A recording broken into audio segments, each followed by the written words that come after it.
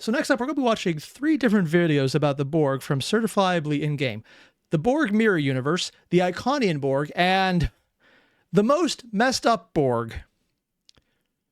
Which doesn't so much beg as demand the question, I'm sorry, they're not already messed up?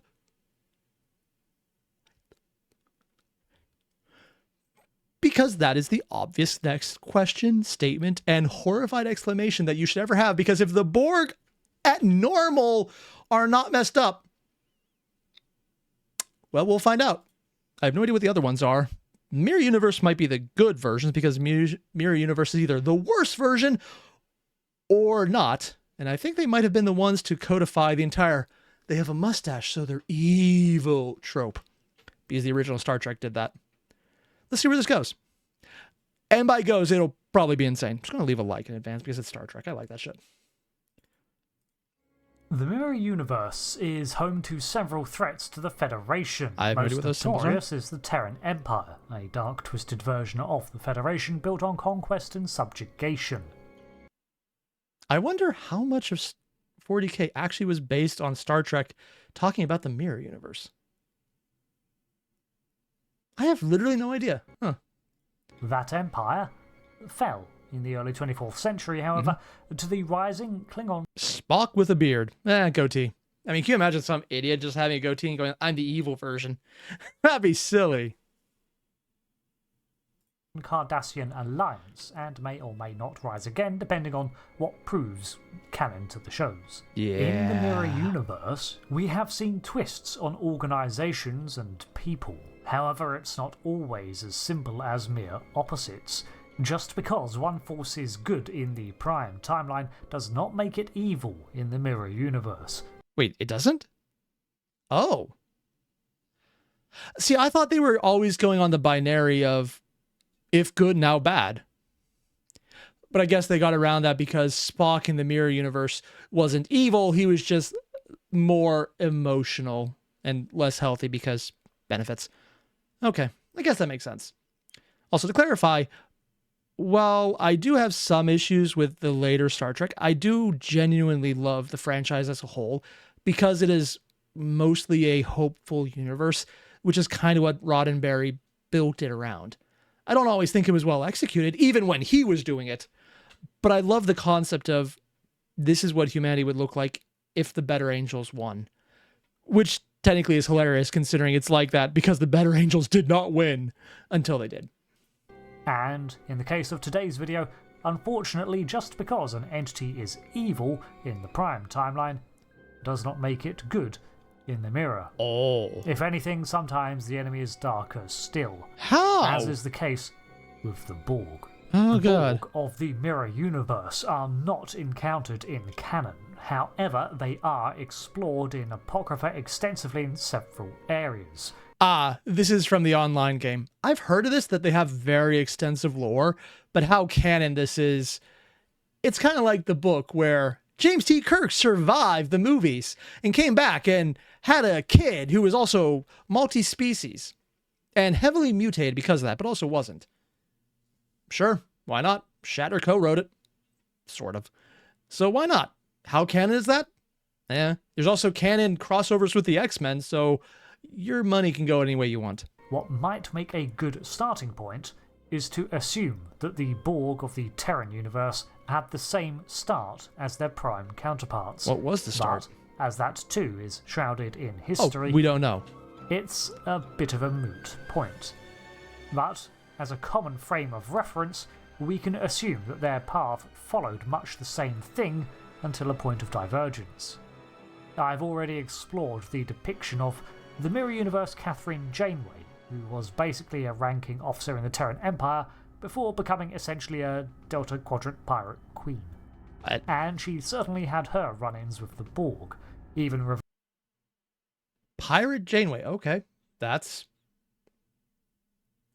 would be a thing.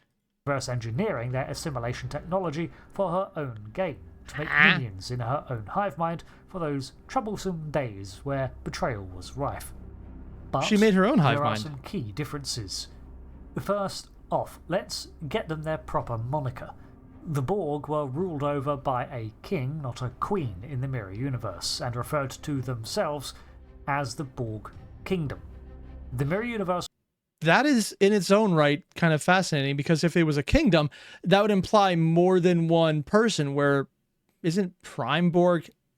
They just have one individual because fuck it. And that person just keeps being put into the job and is lonely because they know what's best for them, even if it doesn't. Yeah, the Borg lore is weird. Borg still utilize assimilation to grow their hive mind and expand through bringing other species into their collective consciousness, and for the majority of their victims, this would be the outcome. However, the kingdom was more ready to preserve a large measure of individuality beyond the overriding commands of the collective. So they didn't just swipe everything away. This allowed certain key kingdom drones the ability to utilize the traits of particular individuals over a swath of drones, rather than disseminating it among the hive mind. This has the advantage of okay, that is so creepy, just seeing every body here. Allowing something more akin to a chain of command, with a cube's leader still being able to make command decisions outside of the collective's reach. Oh, I do not know this species. That's probably because it's one of the Borg ones. Okay. I wonder what it says that I'm so used to the level of cybernization in 40K that looking at this now, it's like, huh, it doesn't look that bad. I know when I first saw it, it terrified me growing up, seeing Locutus for the first time. I'm just used to so much worse body horror now. That said, still freaks me out, man. The Borg Collective was seen to do this in a very mild sense with Locutus, for example. But all he was in reality was a slave to the Queen's will. Picard, the man, was a helpless observer. While those commanders within the kingdom are well, sort of. Didn't that kind of get retconned in later events? I don't know much about Picard, but I heard it came up again. Honestly, I was hoping Picard would literally just be a quiet reflection of what it looks like to be at the end of your journey in the Star Trek universe. And no, it wasn't. I'm very disappointed about that. Undoubtedly bound to the hive mind and forced into assimilated loyalty, they retain features of use. Keen insight, a tactical mind, that sort of thing would lead to a strategist being created. And what's more, the Borg was pretty much an individual referring to itself with I and using a name. This degree of individuality allowed for faster and more responsive combat tactics. The Collective's greatest asset was also its most exploitable weakness, that they were bound to the Queen. While complex and near instantaneous, the Queen could not track every cube all the time. Oh, really? I guess that would be the weakness they built into the show for her. I don't know the Voyager lore nearly as much as other shows.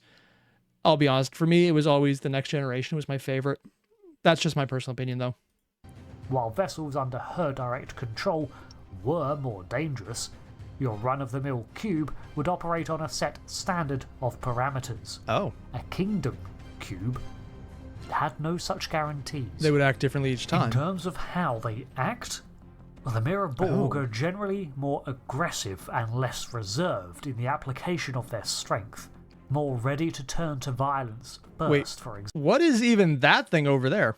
Like, there's a sphere, which I know the Borg did, but I don't know much about that. Then they have the regular cube, and then there's something over here that doesn't even look like the design they have, but it's huge. Or it's a lot closer than I thought, but no, they're shooting the far side, so it's absolutely massive.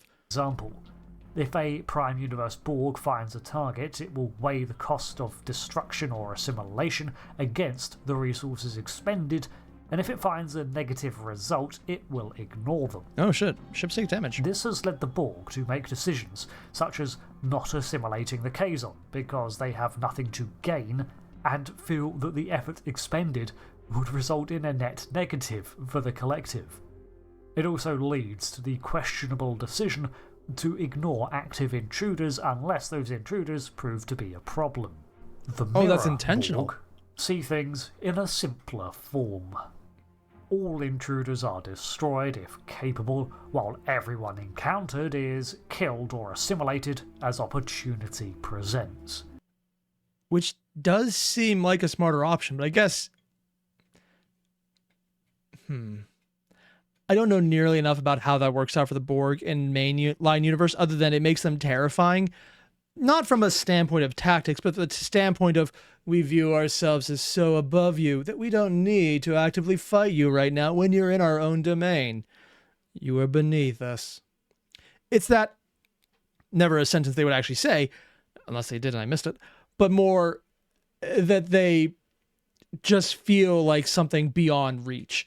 I know later on that became less the case, but especially in the very first episode, that very much felt like it.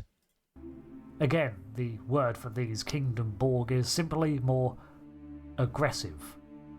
They are more ready to destroy a resistance than assimilate it, and their tactical actions mirror this. It is more common to see these Borg target priority individuals for assimilation and merely take out the rest. Although the Borg Collective has done the same thing, it tends to take them longer to get to that position of destruction over assimilation. The Collective only turned to destroying the Federation through time travel when they made the choice that the UFP was causing too much trouble, so they settled for assimilating their primitive 21st century Earth just to remove them from the playing field. See Star Trek First Contact. The Borg Kingdom best exemplifies this with their warning. Instead of the threat of assimilation and the rebuttal that resistance is futile, the Borg Kingdom suggests submission for assimilation or facing destruction. Sure, the results are the same, but the difference... Also, I'm being told in the game, you can now play as the Dominion Remnant. Also, glad to make it back in time, Raw. Yeah, welcome back, man. And according to Siren, I'm just going to pull up these comments. Here we go. Here we go. In Star Trek Online, you can play as 3 factions, Federation, Romulan, or Klingon, and then added the Dominion Remnant. Okay, but it's very much MMO and grindy. On the one hand, exploring Star Trek. Nice! MMO. I've kind of grown out of loving that entire setup, mostly because I don't like all the spread of keyboard insertions you have to learn how to use. In motivation are subtle, but there. The goal of seeking perfection seems almost secondary to the kingdom, or if it is, they have a very different view of things. This has led the Borg Kingdom to be more combative and proactive in facing other powers. So it's more about the kingdom as opposed to being grow better. And thread its way out from the Delta Quadrant like a transwarp spiderweb. The Borg Kingdom was also heavily influenced by the surrounding powers, which were generally more dangerous too, such as the Terran Empire and Cardassian-Klingon alliance. Okay, that would make sense, because they're taking into themselves everything else. Because I think even one of the things they've abused is if you put something in there that they're not used to thinking, they still have the thought. This compounds their aggressive tendencies, bringing them into frequent combat with such powers. Also, I'm just going to pull up your commentor. Here we go. You need to do a SF debrief, or debris, Voyager Year of Hell review that will introduce you to Psycho Janeway, aka Janeway and her medical phaser, and shoulder spider. There are words you just put there, and I'm not entirely sure about. Okay. Their technology also included sizable Klingon, Federation, and even Dominion finds, which incorporated into their arsenal. They possessed transphasic weaponry, and the Kingdom had even made it as far as Angosia 3, which in the Prime timeline was in UFP space, although not a member world. The Kingdom had assimilated... Wait, there's planets that are in Federation space that didn't join? For some reason, I thought they just kind of absorbed everything around it, without any exceptions. Large percentage of its military personnel. This granted the Borg drones the ability to organically hide their life signs so that they could move undetected, and when combined with scattering fields, it made ground combat even more dangerous. Their drones, too, were not uniform, and while the Collective created different drones for repair, surgery, scouting, and so on, the Kingdom's forces were more combat-oriented. Oh? There were drones that had the sole purpose of carrying vinculums that could enhance the regenerative capabilities of other drones, who would deliberately overload themselves to create a blast radius. Oh, bomb drones. Got it. But considering every one of those would be converted from living beings, it just makes it more disturbing and fits better 40k. Their drones were also more heavily armoured and incorporated energy weapons. Their cubes, too, were more powerful than the Collective's ones, and they had more efficient regenerative capabilities. Oh, and lovely. Smaller starships, such as their spheres, were known to engage collisions when critically damaged rather than attempt to salvage a situation and persist. Oh. Some even measured over triple the size of your standard Borg cube, Triple? which is exactly 3 kilometres wide. Now, there are several slight variations. So they'd be 30 kilometers, or that they started being tripled up to 10 kilometers? I'm saying kilometers. Even I know that's wrong. Oh, God, wow. Variations on the Mirror Borg, but the commonality is the more aggressive and brutal tactics, as well as the focus on warfare alongside assimilation. One feature noted, however, is that the Borg of the Mirror Universe were less restricted by their implants and moved with more grace. Oh. Which is not hard. This is to the extreme in the Worst of Both Worlds novel, which sees them even evading incoming fire. Oh, wait, this is actually novelized. Star Trek Mirror Universe, The Glass Empires. How old is this? I mean, considering the face here is, well, young Picard. God, I hate saying that. Huh. This continuity also saw the Kingdom raise through Cardassian Klingon Alliance space, and it assimilated Dr. Soong into their version of Locutus. Oh. The Alpha Quadrant's encounters with the Borg Kingdom also... Isn't Dr. Soong the one that did the Genesis? Oh. Maybe I'm misremembering, but that seems like it would be a worst possible outcome. Borg, they can just auto-terraform things to whatever they want. It's no longer assimilation. It's just more, poop, we win. Also, Cosmic mentioned, no, it's a choice. They aren't the other factions. I think I'm missing something then. Also, I'm just going to pull up the comment you have right there. And Raw, you mentioned, I think of saving it next week or the week after. Too much horror at once would kill Airier. Thank you for your consideration. I'm sure everyone else will then force me to do the Bionicle Warfare, actually realistic. Yeah, I love how that's the one that's winning right there. Mirrors the time frame of the Prime Universe Collective, with the El-Orians falling to the Borg and some tech being discovered later down the line, but nothing concrete. Is that Data? Annika Hansen lost her parents to the Borg while they were chasing up rumours. However, she escaped unscathed and unassimilated, leaving a trail that... Wait, you can actually just escape them and unassimilate? How do you get assimilate and then escape? I thought 7 and 9 explicitly was, well, taken away and saved as opposed to escaped on their own. I think that happened to other ones as well. And Ra, actually, I'm just going to move your comment strip, you go see it. However, due to the Borg habit of more likely killing their opponents than assimilating, they are actually smaller, so they have fewer numbers. Oh, okay. So it actually might be less horrific overall because they're more warlike. There's less assimilation, which is way more terrifying. Also, Magnetar, you mentioned you don't worry about ammo and ultra kill. Oh, I should know that. I might put a timer goal in there, but I'd have to run that by everyone in chat after the video is done. Mirror Janeway could follow. The first major contact was the aforementioned attack on Cardassian territory, which in the Mirror Universe claimed much of the former Imperial space. How bad were the Cardassians in the Mirror Universe considering what they're like in the normal one? Oh, God. Ooh. And Raw, however, that's the wrong one. Here we go, Hugo. I recommend Kaiser Reach Mod 4 has 11 official documentaries alongside official merch and audio dramas. Ooh, I'll check that out. I know it was already recommended a few times. In 2371, 6 years later than in the Prime Universe.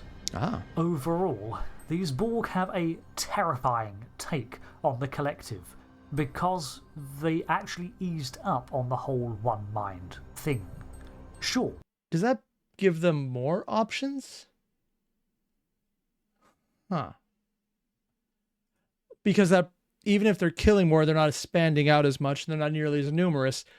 They probably have more options, so when they do fight, they're less restrained. There is a hive mind that rules joint decisions and the like, but they've adapted to become far more tactical and grant a degree of individuality to their command structure.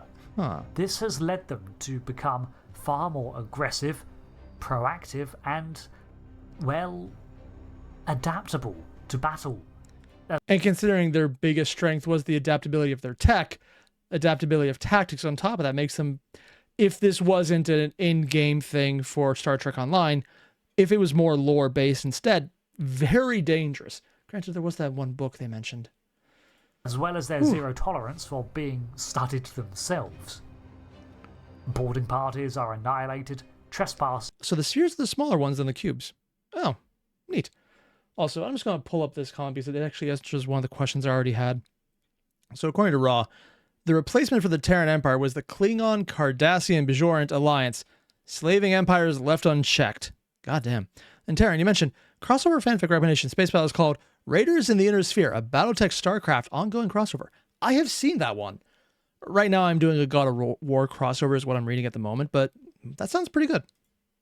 Granted, I don't know nearly enough about Star Trek other than the one Dazrad video we saw. Do not leave, and the only option is to submit or be forced to. By lessening the grip on the collective, they've actually taken a leaf from the Federation's playbook and preserved the uniqueness of the species to their benefit in select places.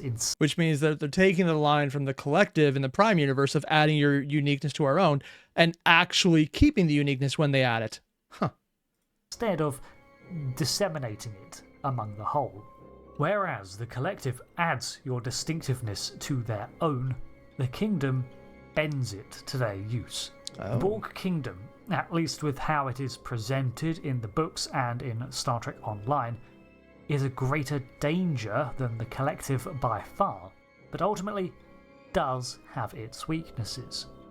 It is less of an unstoppable, non-negotiable force of nature than its prime counterpart. And I would say that although more dangerous, because they've killed off more in their warlike mean, as opposed to the collective, which is getting stronger by just taking the info from everyone else. That makes them slightly less terrifying. Thanks for watching this breakdown on the Borg Kingdom. As mentioned a lot, this is non-canonical, but makes for a great premise.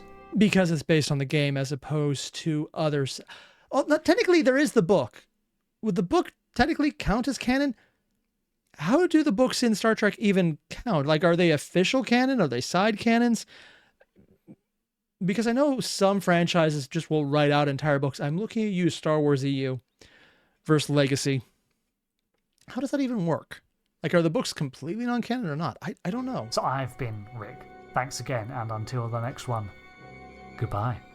Speaking of which, let's move on to the next one, which is more Borg. The Iconian Borg from Star Trek Online lore. All Rick here. If the sound is a little echoey, it's because I've yet to set up... What is that cube? I think I saw it in the previous video as well. The padded foam in the new workspace. Cube. Wow. No, it's a freaking pyramid shape. So, the Borg are a thing in Star Trek. So are the Iconians. And so are parallel universes. Let's look at another faction of parallel universe Borg made from assimilated Iconians. What a great idea. I don't know what an Iconian is. I thought the Iconians was the name of Borg, but no, it's apparently Borg of the Iconian. I don't know what that is, though. First off, this is all from the timeline of Star Trek Online, which I regard as an additional parallel universe to the prime timeline of the shows, the Kelvin. I mean, considering the shows, I think, are all over their own place at this point. Good and bad things about Lower Decks, I've heard. Some things about it seem really cool. Others, not so much. But that's like most shows. You have to pick and choose. Timeline and so on. The online universe was marked by a substantial war, originating from the return of the Iconian Empire. Oh, they were one of While the United antagonists. Federation of Planets and its alliance won, in another timeline, things went very differently. So, how did the Aetherians, as they are known, come about? Well, it's still unclear, but we may have a hint in yet another reality. In one timeline, the Iconian invasion was successful, and the Iconian Empire restored with a militant heel on the galaxy. The remnants of Starfleet forced into servitude of the Iconian Alliance. However, they were completely... Is it bad that I actually really like their architecture style? Also, I'm just going to pull this up because this actually probably answers my question. Books are not canon. According to Paramount, only the shows are canon unless they said otherwise. Oh, okay. That's a type of Borg cube. Wait, that pyramid is a Borg cube as well? Oh, shit. And the Iconian Gateway, they existed 200,000 years ago. They did not die out, and instead led an invasion from the Andromeda Galaxy. Oh, so they're doing a completely separate galaxy invasion. Okay. Unprepared and exhausted for when an incursion of Borg came unknocking and engulfed the Milky Way galaxy in conflict, one which the Borg were winning. Oh. So it's likely that the Aetherian origin is similar, in that they won their war against the Federation, but then they themselves fell prey to the Borg in their weakened state. Oh. Partially recovered Aetherian files, however, tell of a different tale, one of angelic imagery and Enochian scriptures. What? Divine knowledge was bestowed upon the Kalmonons, evolving it to become the Iad Nemad. Those are words. Also, am I the only one looking at this and thinking this doesn't look so much like a Star Trek thing because of the glowing technological aspect and more of something out of Halo? It has the design aesthetic of the Forerunners more than anything else. Maybe that's just me, but it looks very much more like that than anything. Reliant on the guidance of the ether. The ether itself being an understanding, philosophy, and a core belief of the Aetherians. And honestly sounds more like Star Wars for the Force in type of story writing. Okay. Also, I'm being told they were in the Next Generation episode with the Gateway and the Galaxy class destroyed by an accidental virus from their old probes. And Valena, you said Mass Effect? Yeah, I see that. Yeah, the glowing eyes especially. Huh. Good to know. However, it seems that the Aether proved supreme to them, and they desired to spread its understanding. Possibly with peaceful preaching at first, this would not last, as the Iconian superiority complex would inevitably show. At some point after this cultural uplifting, they bore the brunt of something they described as the cybernetic onslaught, a massive attack by the Borg. This forced them to adapt their own doctrine into a more forcible one, in which they triumphed over the Borg. It's unclear which side really won, because the end result saw the Iconians, now the Aetherians, adopt Borg technology and assimilation into their cult. Oh. Or perhaps the Borg took in the Aetherians and it radically changed them? Now that would actually be an interesting concept I wish they would play around with more. Taking in individuals or thoughts that are so prevalent that they almost work like a mimetic virus within the Borg itself. I think they've done things similar to it, but I'm not entirely sure if it's entirely accurate. Also, or I must have missed something because I'm sorry. A donation for a root beer doctrine super chat. Oh yeah, there was this one I missed as well. Yeah. If you want to know more about how the Federation do it, exploration look lore, the root beer doctrine. I'm just going to add that to the list right now because that is such a phrase that I need to know more.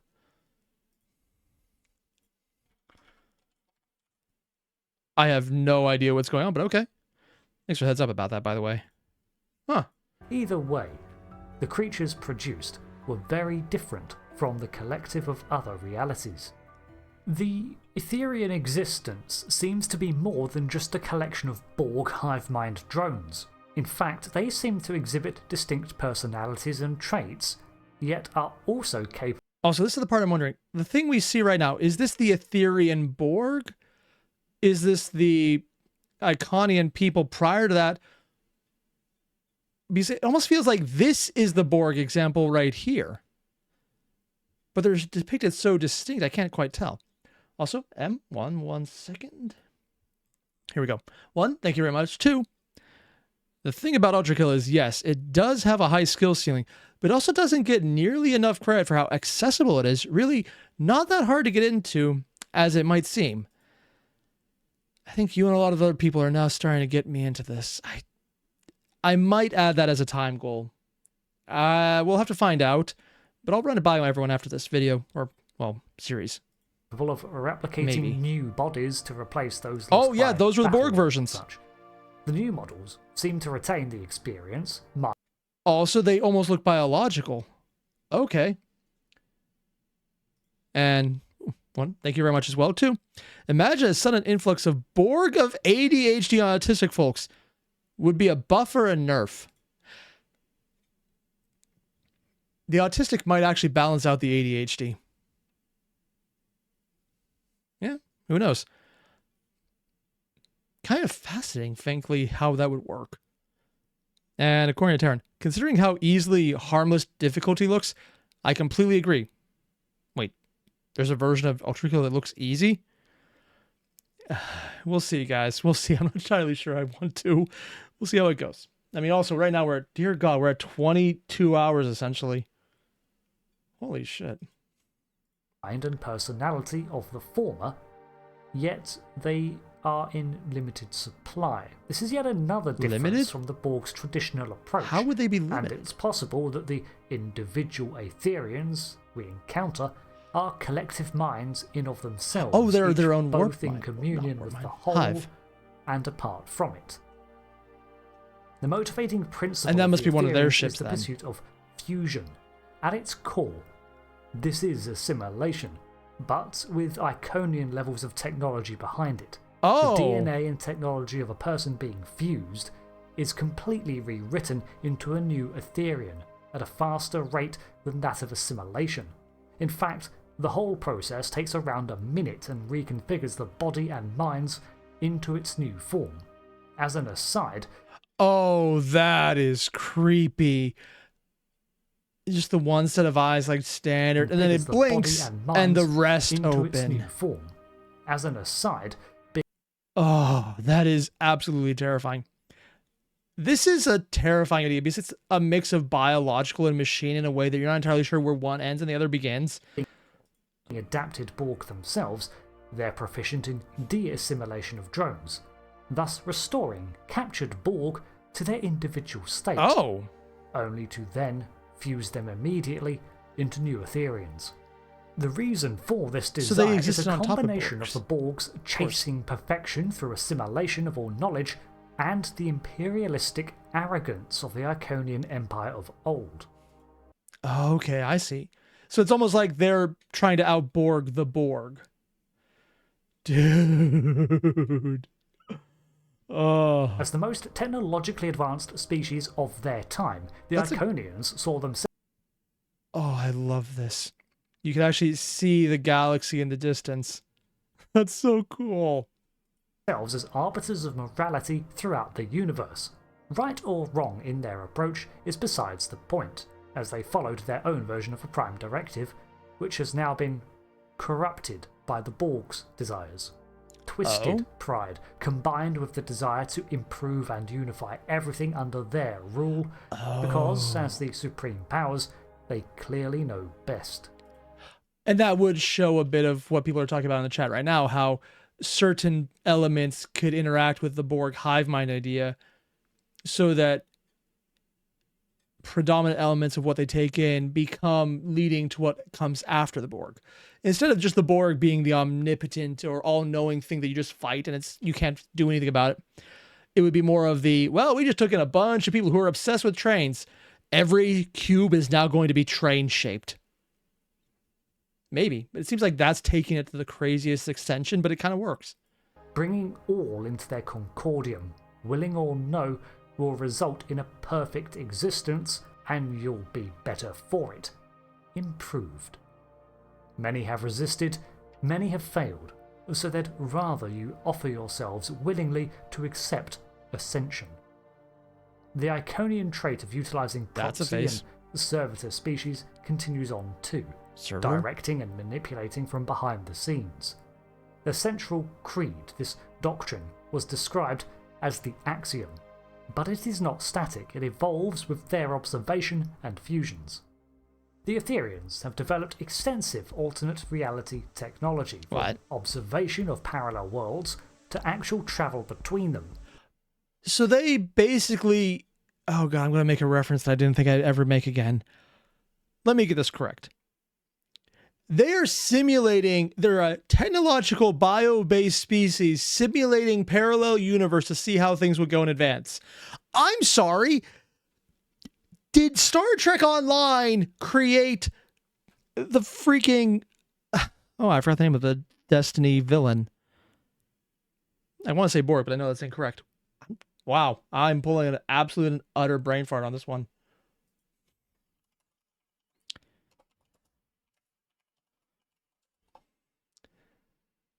Huh.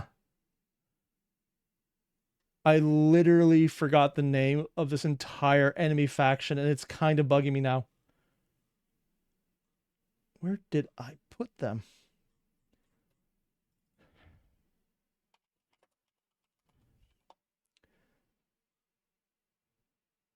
The Vex. That's it. Wow. So I just lost me points on forgetting that. But yeah, it's basically the Star Trek made the Vex before they were a thing. And yeah, Gentle Weaver just chimed in, it was the Vex. People are saying it's the Witness, but also Ra. Ooh, actually, Ra's bringing in something very interesting. No, I was thinking more just the Vex, unless that's what the Darkness turned out to be. I didn't finish the Destiny 2 storyline. I got too annoyed with some of the changes they made after Witch Queen. Let's see. So let's, here we are. And Ra, you mentioned, I think it's more accurately, they succeeded where the Zeely end goal. Wasn't the Zeely's end goal, though, technically a spoiler, to restart the universe and create themselves based on the anti-Zeely making the regular Zeely? Because everything was just a giant loop? Sounds like how Ra was created in Lancer. Maybe. Hard to say. The board version, or first version, that would be a thing. Their initial method of approaching a new reality begins with extensive observation, in which they seek out the most prominent powers and learn all they can from afar, observing their values and learning how to manipulate them should they meet in person. For example, so they're manipulative first. With Starfleet, they approached in a time of need, helping out a stranded Allied vessel before using the gratitude of the saved people as a way to meet with the leaders of the UFP. From here, they described the Aetherian philosophy of unifying disparate powers in an alliance against external threats, and the open sharing of research and development. An additional tactic... And they're giving them all they need to know in terms that they'll accept. Oh, that's actually kind of fascinating, because it makes them... See, we're here to help you. And by our definition, we are. We just know enough that you won't accept that. And we'll just not tell you those parts. That makes them way more insidious, because it's like talking to a zealot who wants to convert you. Actually, no, it's literally talking to a zealot who wants to literally and physically convert you, because they know they're right. Especially when they know you don't think that. That proves to be commonly effective is offering to assist with the targeted universe's own Borg problems, because it seems that pretty much every reality has its own collective or kingdom of Borg. Which is its own right is very fascinating. Like, what led to that? I'm going to pull up your comment quickly. And one, Bell Tower, thank you. Two, imagine the SCP Foundation of the Star Trek universe, and the Borg find the SC-914, the Claw. You know, I don't want to even finish that, because that sounds like a nope. To be fair, the SCP Foundation, depending on how and which continuity, would either be absolutely unprepared or ridiculously good at dealing with that. And it really could go either way. There's some SCPs out there, like the various storylines, that could utterly annihilate the Borg. And then there's others that would utterly be crushed. Like, not even a contest. because that's the thing about SCP, it's open source. You could write anything as long as you can find a way to justify it internally with how you're dropping it in. And probably, Magnetar, you mentioned Mage the Ascension, the Autopolitans. I actually don't know those in Mage. Need to find out about them then. And Valerian, you mentioned if are actually good Borg in some universe. I mean, given enough time, sure. But I don't think they've got to them, at least in the ones I know. Which, considering I didn't know about any of these, is a huge amount of not much, and I would love to find out more. And if not, then the Aetherians have proven adept at luring in Borg to unwittingly work for them, creating the ideal crisis in which the Aetherians can swoop in They to cause save the day. problem, they have the solution Their to. technology, when it comes to travel and understanding of different multiversal realities, seems unsurpassed, with them being able to exploit and traverse them at will. This extends to being able to repair realities and shut down other methods of travel, allowing them to contain and direct incursions from other reality-hopping foes, as well as herd the other Borg collectives towards different realities, letting them do the heavy lifting. The Iconian Gateway network is expansive, and so in other words, there's an entire possibility that this variation of them is responsible for most of the Borg if this was canon because it's on Star Trek Online as opposed to the movies. It would be a fascinating idea if they are responsible for all of the Borg everywhere because they just want to leave seeds for their future invasions. It's like, see, here's the enemy we can help you with. Ignore the similarities. That makes it so much more terrifying. Only a fraction of operational gateways have ever been discovered. However, the Aetherians escalated this into connecting them across multiple realities. Oh. With the exception of fluidic space, which seemed to prove a problem to them. The reality seemingly incompatible with the Aetherian existence for some reason. This is not unheard of, as the Iconians themselves, at least in their STO depiction, were not able to time travel, as their minds were temporally anchored. This means that if they went back in time, their mind would also be at the level of sentience, knowledge, and even existence that it had been in that era. TLDR, if they travel to a time they never existed, they perish. Because they're not based on the individual body, because they're technically still a hive mind, which would imply that the earlier, like, beginning of the video contact or speculation that the bodies are just what they're using, that means the body is not actually them. They're still part of the hive mind, that just this specific section identified as this specific name is co-opting this specific drone that just is shaped in this specific way they like. In other words, this is the avatar for that Ionian, or Iconian, whatever they're called, ethereal. No, sorry, ethereal is Tau. Funny how that keeps coming up. It's possible that in using Borg modification, they've surpassed one hurdle and encountered another. In order to avoid this, the Aetherians have been seen literally bringing an area of one universe into another like a protective bubble. Such realm-bending feats are something well beyond even the Borg. Overlapping realities is a form of protection. Oh, that's kind of fascinating. I've actually heard about that in other places, though. Also, I'm just going to pull this up. And according to Raw, yeah, they are an offshoot of the Borg Collective. They were formed from the Rebel Borg by Janeway and Voyager. Oh, that would be the good Borg, then. Well, she helped them from form. It's complicated to explain. I think I might have seen an episode about it, but I don't entirely remember. And Magnetar mentioned, it's the members of Iteration X that got stuck in the Umbra during the Avatar storm. Oh, I did not know about that. I want to learn more about that now. That sounds awesome. There's also the Borg in Next Generation that refused to give up their original identity, even when commanded to, like a Borg by Picard. Huh. That's cool. Still, the Borg are terrifying, but all the variations of them are definitely interesting.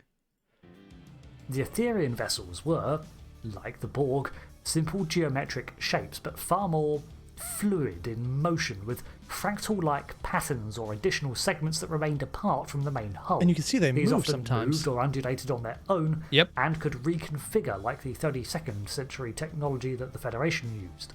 Really? Their ships themselves have cavernous interiors that are covered by a wide array of security measures.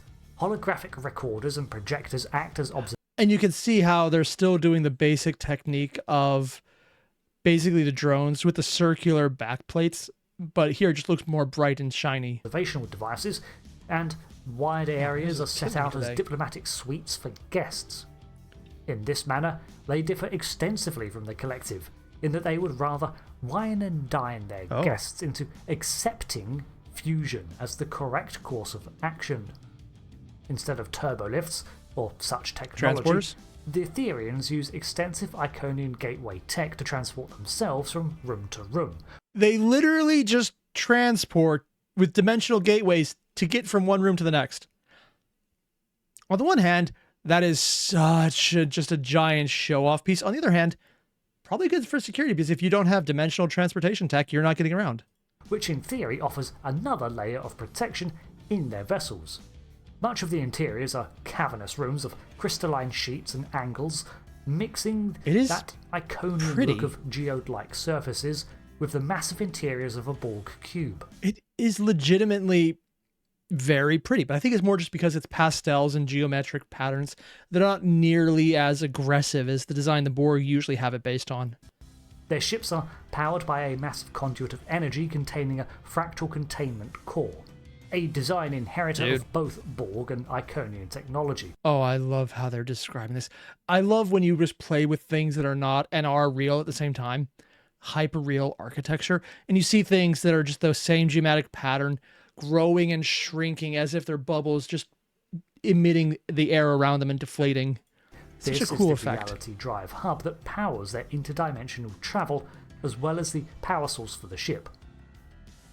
The Aetherians are probably the most unique Borg variation we've seen, as they abandon the usual look and approach of the collective or even the kingdom in favour of a very subtle and almost evangelical approach with the attainment of ascension through embracing the governance of the ether, their axiom philosophy, and the physical fusion process to bring them closer to perfection.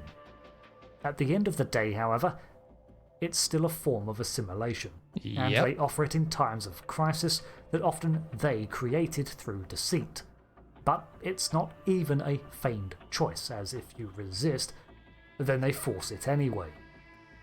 As an aside, the Aetherian tale is still ongoing, so I may revisit this topic in the future. Until then, thanks for watching this look into the alternate universe faction of Borg, and until the next one. Thanks again. And we have one more Borg I want to get to from this guy. And frankly, I'm a little concerned because the last one was really screwed up and incredibly powerful, but it still seemed like they were handling this is the Borg alternate, here's another Borg alternate, and now we're getting to the most messed up Borg. And after the last one especially, I don't know how this could be worse, because that seemed like, okay, they're a little more deceptive, they have better PR, and they're way more manipulative, like on top of the deception. Such as sending Borg out to harass other people to become a threat that they can solve and make you accept them. See, we didn't cause the fire. It was always burning since the world's been turning. But I don't know how that's going to make it less evil than what we're about to see. Or not, maybe not evil. But what do they mean by messed up? Unless this is just going to be way more uncontrolled. So who knows? Actually, I'm just going to leave a like on these because I don't think I did. Okay, I did the first one. So let's check that out and see just how crazy this gets. The answer is probably a lot. Are a horrifying concept when you delve into it. The idea that you can be forcibly assimilated into a hive mind, be conscious of it all and unable to resist, is combined with body horror elements to form a truly invasive and terrible threat. But thanks to the alternate universes... Okay, there's a spine. That's a spine. Oh god.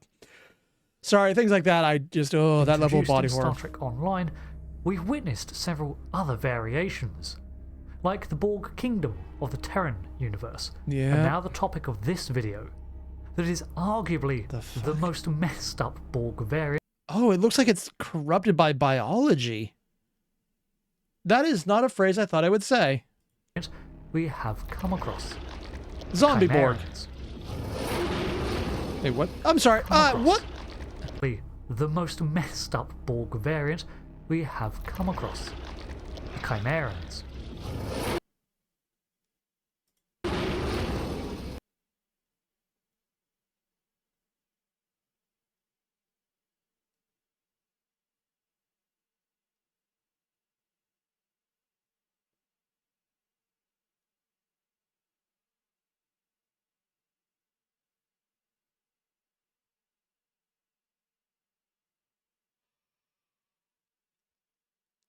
I honestly don't know in this art where the biology ends and the tech begins.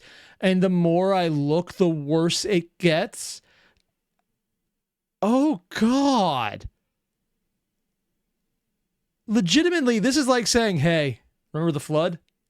Check out our version. But it's just a person with a dinosaur shape. It's like they just put a person into a dinosaur mold and just squeezed until it fit. So in this video, I'm occasionally going to mention things like psionics, which covers things like psychic powers. While sounding mystical in Star Trek, such abilities are rather common and vary in intensity. But most... Yeah, like there are actually quite a lot of them. They're pretty common. For example, Dina Troy was explicitly a psionic race. Hell, she was the least powerful because she just had empathy as opposed to just flat out mind reading. Have a science fiction explanation behind them. Biochemical transmitters, minds that can emit certain energy patterns or manipulate subspace effects, or even organic glands that can emulate communication feats. Huh. Also, Bell, mechanical dead space. Yeah, that actually, honestly, I'm not even sure mechanical. It just flat out seems like it, man. It's like sending and receiving. The flood got simulated by the Borg, yeah. So, when I say that the Trill symbionts have a level of psionics to them, this is what I am referring to. While the symbionts commune through electrical impulses, their connection to their hosts and others includes such mild psionic effects. This will be important later. In one timeline, Esri Tegan retired from Starfleet before the Dominion War ended, leading to her never receiving the symbiont and returning home. How many timelines did Star Trek Online touch on? And why do they all seem to get worse and worse? Also, 1, Raw, thank you very much. 2, oh no. The Borg Chimera is the scariest. It made the Borg Collective send a fused Borg cube, 8 cubes together, to fight and then ask the United Federations of Planets, hey, you want to be friends? Let's be friends against these Borg. I'm sorry, canonically, this is the Borg asking for help.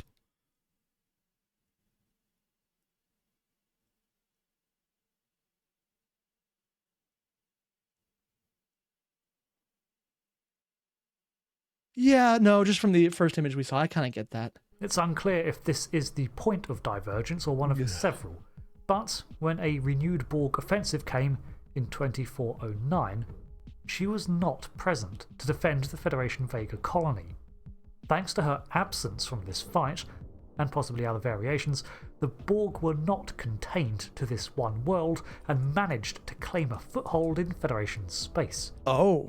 Over the next year, they began to spread as Starfleet entered a full-scale war against them.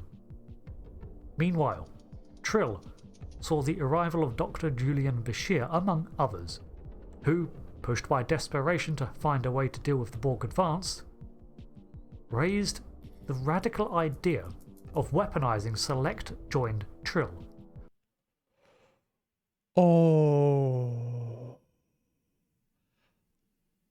So this is basically what would happen if a symbiote, the basically Animorph style symbiote that isn't evil in the Star Trek universe, got infected. Oh, we were talking previously about how what the Borg essentially assimilate could have radical effects on them. I think we're about to see that, aren't we? Hosts who had centuries of combat experience to offer and potentially find a way to use the latent symbiont psionic connection to maybe even share this knowledge. Of course, this would come with a healthy side order of genetic and technological augmentations to create these super soldiers. Protomatter would act as the catalyst and support these changes. The mutable particle had already proved its ability to rewrite matter, both organic and not, with... Oh, I'm sorry, they're fucking with the Genesis effects? Oh.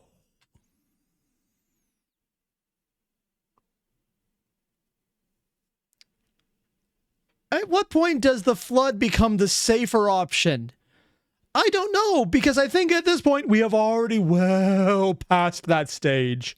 Projects like Genesis in the past. Naturally, this radical idea was nixed in the bud when it was proposed.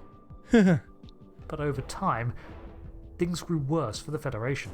Desperation breeds dumb Eventually, ideas. the Symbiosis Commission relented to some small experiments with volunteers, and results were promising. That's a phrase. One of the aims was to make them immune to assimilation, alongside outfitting them for combat and amplifying the symbionts' connection to one another. It worked. However, Trill resistance protests grew, and numerous factions began to arise that opposed the government's plans to weaponize the symbionts.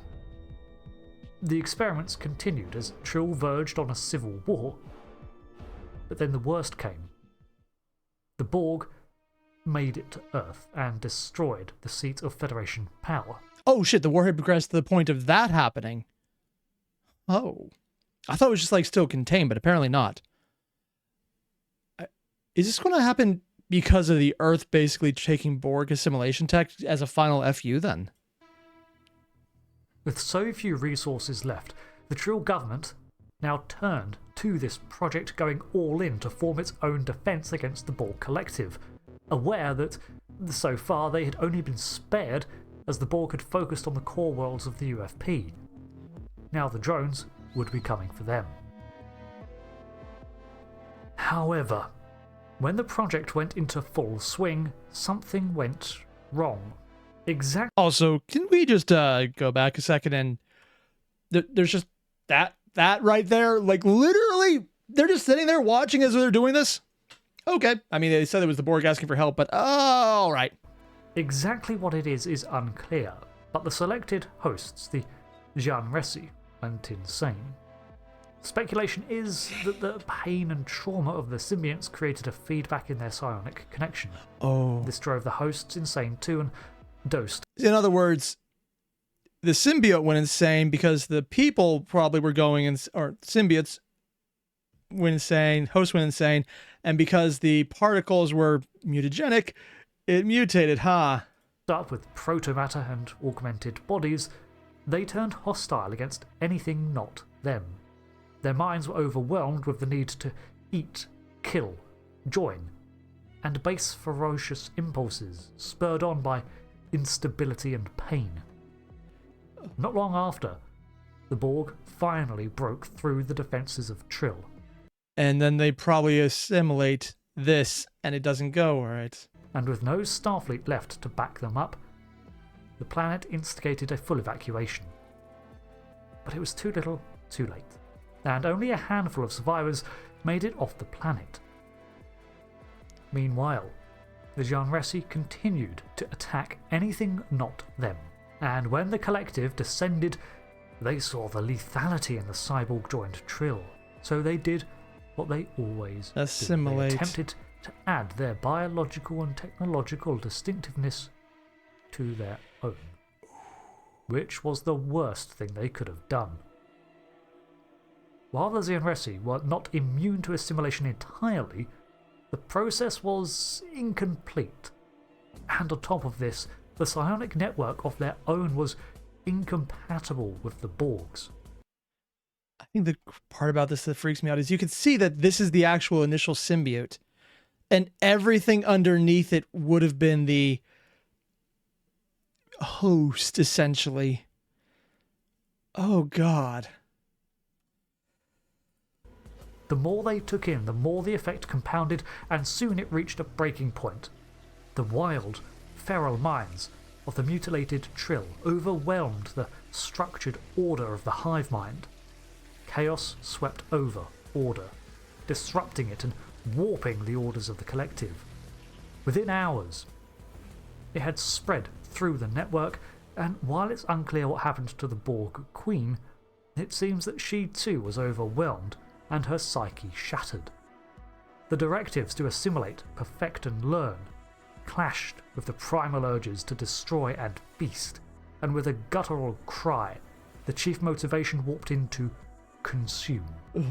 Consume without thought for consequence or moderation, while only the background fragments of the Borg's order keeping them from entirely falling apart. This Fleshwork, got it. Warped not only the hive mind of the Borg, but the physicality of those connected. New assimilations were haphazard, conversions were not uniform, randomized, splicing pieces of others onto existing drones, reformatting flesh and steel into monstrous abominations. The protomatter that made up the biological fusion of the Genresi amplified this effect. So in other words, they found a way to spread the protomatter on top of everything else. Oh, lovely. Ugh. Allowing for the creation and replication of organic matter alongside the nanotech of the collective. And it spread faster than anything seen before. What the hell even is that? From this mashing together of different species. The name Chimera. Oh, there's a head up there. That's actually the symbiote right in the middle, too. Was derived. Ugh. So, let's take a look at the variation. Whenever, it's like, body horror in a high-tech environment has two big tropes, and they're just showing it perfectly right now. Random spherical pustules, and even better if they're kind of ribbed and like crinkly. I guess brain-like is a good way to describe it. Slimy, always a good choice, but that and just like a growth, like a red fleshy growth extending out for almost no purpose, almost like a fungus. Actually, no, literally exactly like a fungus encroaching on things. These are the two things of bio horror that are just absolutely terrifying, because every time you look at it, you just know this is fundamentally wrong and on an instinctual level of do not touch. And I love seeing it because it's so well done. That existed, for even amid the chaos, there is some constancy, some remnant from Borg structure. Firstly, we have the assimilated drones. Not so different from regular drones, these however included organic webbing alongside the technology, and we have a distinctly different look to them. Yep. Some have weapons. Purple Many too. just resort to psychotic melee attacks. Few have active Borg shields anymore. Perhaps it's too complicated to replicate with the brute force approach of the Chimeran assimilation. Each has a connection to the hive mind, but with how fractured their collective is, some simply fail to connect and remain dormant, forgotten by the hive mind or overwhelmed by the insanity and shut down. Those that are active. Okay, he's facing the other way. I thought we were seeing something different for a second. The convulsing and jittery movements combined with the methodical Borg approach at times, showing the conflicting and faulty assimilation process used. Yeah, because it's like a bit of the mechanical movement versus the biological drift and just sway. And it's breaking down as one is trying to override the other and failing. And that looks like a heart just hanging out of the sky. Oh, that's lovely.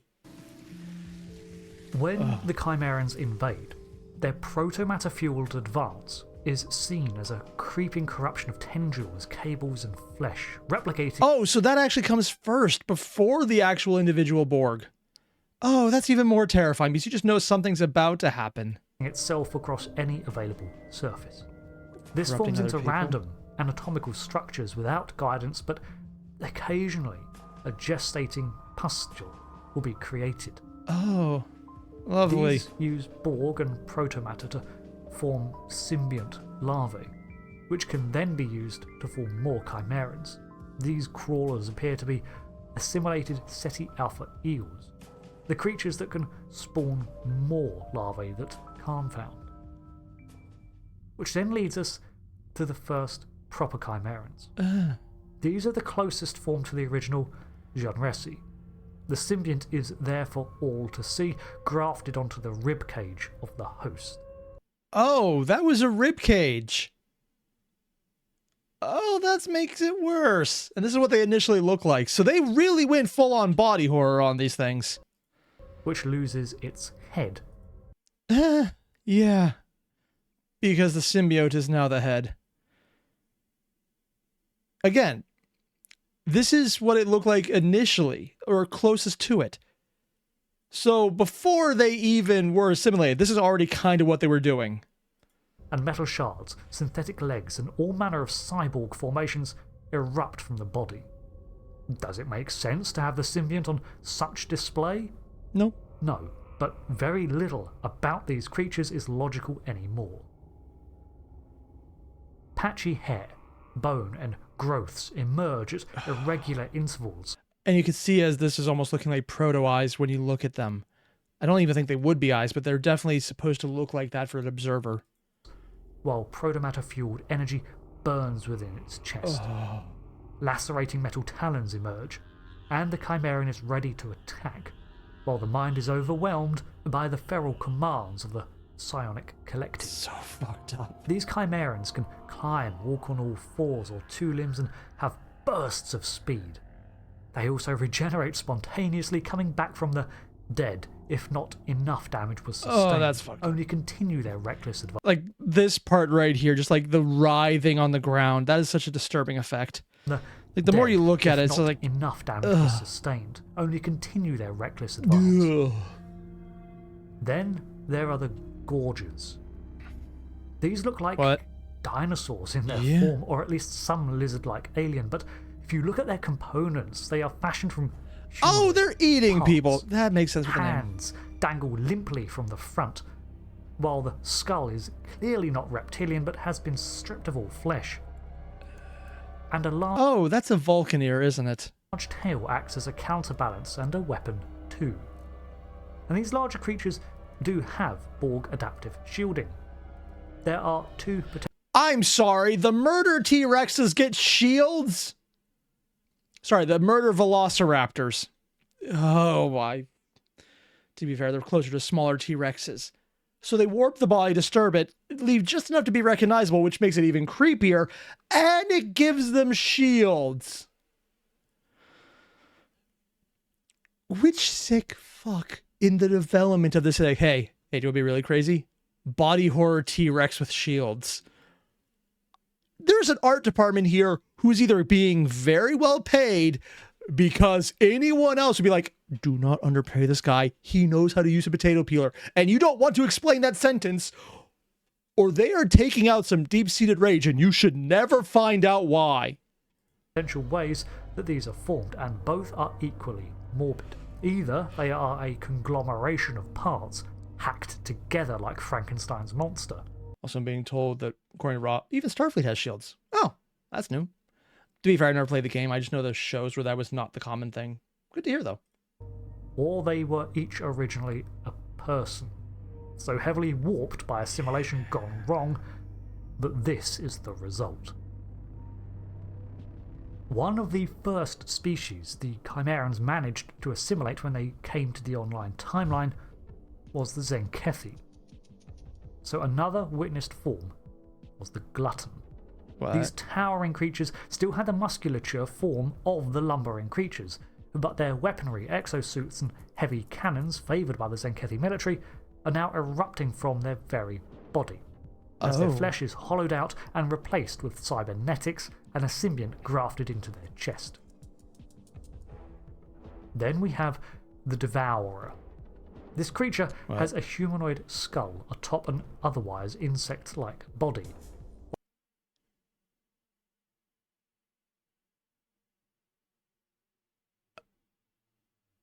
I want to say this is a flat-out shout-out to something, but I even don't know what this would be.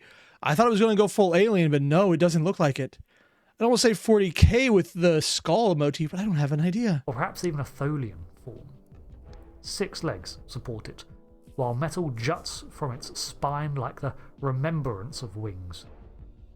Its 2 arms end in weaponry that can impart protomatter-laced nanites.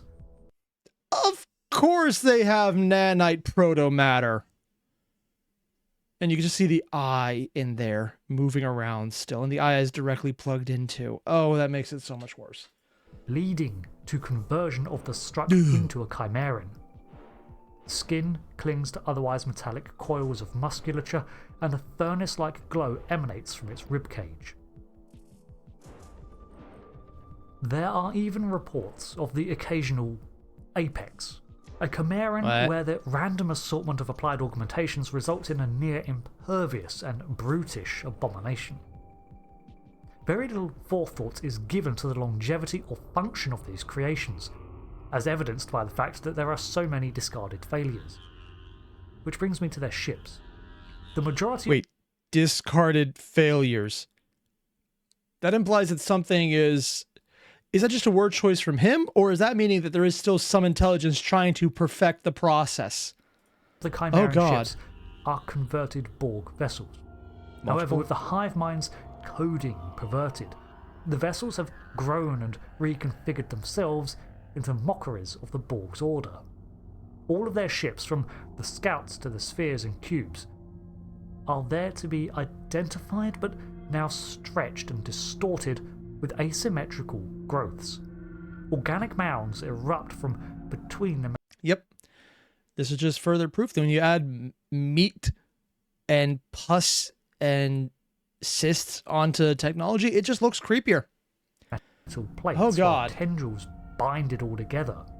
Their new forms all sport long tails, however, as if on some level the minds of the Trill symbionts are trying to replicate a form that they are familiar with in their ships. Oh, it's all the cubes or the year, spheres put the together. The universe in which they originated lost the Alpha and Beta quadrants Oh. to this plague, and malformed unicomplexes span sectors. So that covers this most invasive and horrific Borg variation that I've come. And this is also the Borg variation that won. Like, not the other ones who are hyper manipulative, not the hyper aggressive ones, but no, just the give up on everything but eat. Oh god. Across so far. The Chimerans take the assimilation of the Borg and remove all sanity and order from it, engaging only in slaughter and consumption with reckless abandon. Taking something like the generally benign symbionts of the Trill and turning them into this seems even more taboo. And the craziest part is, they aren't the ones who spearheaded it. It was the Federation as it was collapsing that did this, and the Borg just fucked up by incorporating it. You know what? I said earlier in the previous videos about the Borg we've seen just right here, I wonder what happened if they ate something they really shouldn't have. This is what happens when they eat something they really shouldn't have. Oh my god, that is so many levels fucked up. I just realized these are eyes back here. Also, Eddie, I'm going to pull up your comment. Did I see that Wifey's did part 2 of the... Wait, it was part 2? I saw he did other ARG. I didn't realize it was a part 2. Ooh, so we just completed this goal. I will have to put that in as another option then. That sounds amazing. Maybe threaten all barracks or corrupted spirits. Oh, God. The only mildly silver lining is that if you were converted into a Chimeran, you would probably at least be insane. Or just deactivate immediately, being overwhelmed. Yeah, that So would at be least the you'd not upside. exactly Oh, God. be conscious to experience life as a drone. From their aesthetic to their acts, Are all of the skulls different? Because I thought some of them didn't have the ears. Oh, God, there's just enough variation. And Ra, I'm going to just use you as a distraction. Thank you very much. Reminder, Certified Image does a narrative playthrough as a playthrough plus narrative novel if you want to watch and not play STO. Actually, I did not know that. Thank you for telling me, though. That's awesome. I might do that on my own time, but I would like to do that. the corruptive spread of the Chimerans is something that even the Borg of other universes are worried about, considering any attempts to connect and impose order over them leads to the joining mind being shattered too. Thanks for watching this breakdown of the Borg of the Chimeran universe. Until the next one, I've been Rick. It's just growing safe. everywhere. And goodbye.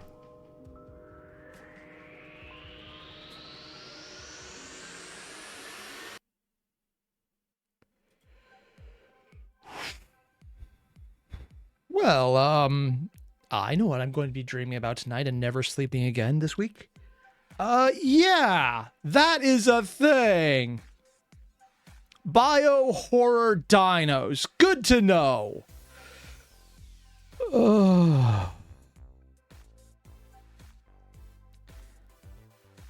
I'm just not going to think about this if I could avoid it because, it's a good thing none of my DMs are watching this right now, and specifically not DMs, GMs, the game masters for various mage games. They're trying to think about body horror now. It's a good thing they're not in the chat at the time we're watching this. Otherwise, I would be very disturbed.